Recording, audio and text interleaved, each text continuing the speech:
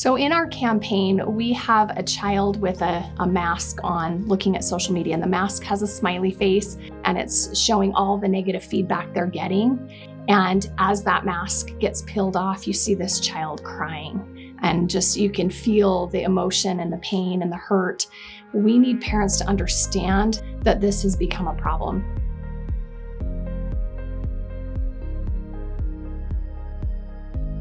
Well, our job as the state isn't to tell parents what they should do or what age they should allow their child to have social media. Our job is to warn of the harms and put in place some tools so that parents can make the best decision for their kids as possible. We've been looking as a state at things like legislation, lawsuits to hold social media companies accountable, and most recently, we've launched a public awareness campaign to help educate parents on the harmful effect of social media for their children. In fact, we did a survey before we even rolled out the campaign to see how parents felt about social media and their children. And these are Utah parents. 88% believe that it has a detrimental impact on their child's mental health. We had 82% who said that they believe that the social media legislation that was passed is a good thing. And so we're excited to be able to help put this in the hands of the parents and give them some tools and resources so that their children can be protected. There's a couple of things we need to do. We want to educate parents. We want to make sure they understand. A lot of parents, I think, believe that social media is not harmful for children. They hand over a phone for young children and don't realize the things that they're exposed to, the potential predators that are out there, how it's impacting their brain, the consistent scrolling and seeing different images, bullying, and all of the other online behaviors that are harmful. And so we need parents to understand how dangerous this really is for their kids. Even our U.S. Surgeon General just came out and he said that it's harmful for kids. You know, his comment is 13 is too young to have social media. 16, 17, or 18, you know, it's up to the parents to look at those ages and their child's maturity to decide. We like to say we want to disconnect to reconnect. And we know that human connection is a big factor for mental health, but we don't believe that it's good for kids to be on social media, and the parents will need to make the decision on how that looks as they get older. There's 5 things that we like to share. The first is develop a family media policy. Figure out what your family media plan is and implement it. The second one is to have tech-free zones.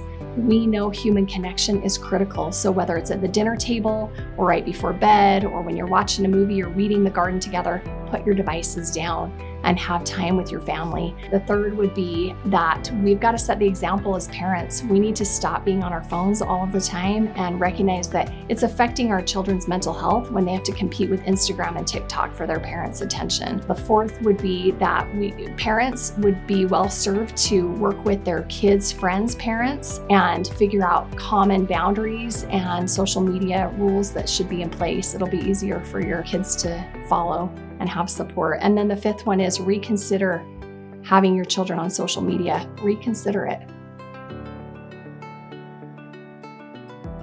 The governor created the Office of Families last year. The ultimate goal is to look at how we can be proactive in strengthening families so that we get better outcomes for kids, but also so we save money down the road. I mean, it's far less expensive for our kids to have the help from their parents and to be able to have family support, to be able to grow up and become functioning adults. And so we think that's really important. We want to remain the best state for families. There's 5 things that we wanted to look at. The first one is supporting vulnerable families. We have a lot of families who maybe have babies between 0 and 3 and don't know what they should be doing, best practices for parenting. And so there's a program already in place that's a home visitation program where you have a nurse or another professional that comes into the homes of these families if they desire and can check in on them, give them help as far as different parenting resources or things that they need, and be able to look at the well-being of the child. It helps decrease child abuse rates, and it's a really great evidence-based program. The second initiative that we've been focusing on is childcare. We've heard a lot lately about the lack of childcare and that we don't have enough resources.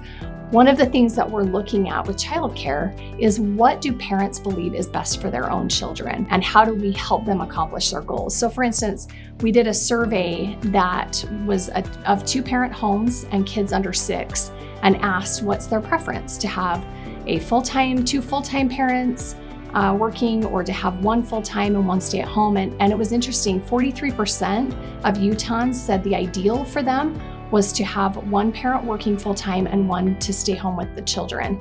And only 33% are able to do that. We had about 32% who said the ideal for them was to have 1 parent working full-time and 1 parent working part-time, but only 26% say they're able to do that. And so figuring out how do we help all families who have young children be able to do what they want to do, that is top of mind for the governor and for our Office of Families. Our third item is youth mental health, and that's where the social media campaign and legislation come in, is looking at how we can better protect our youth from the harms of social media and increase their mental health. The fourth one is called the success sequence. It's something that we're looking at to help our youth know how to better prepare to be successful adults. And the success sequence is something that the Brookings Institution initially came up with. It says that if you graduate high school, engage full-time in the workforce, and get married before having children, you have a 97% chance of not being in poverty.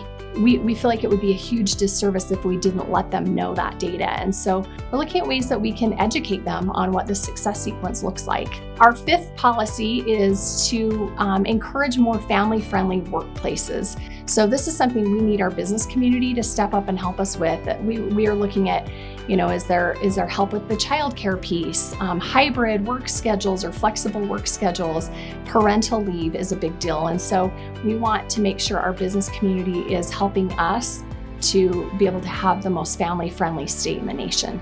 I think there's a lot to be optimistic about our future in the state. We're well run. We have beautiful amenities here. We have strong families. We have so many good things to be excited about, and I think the future is bright.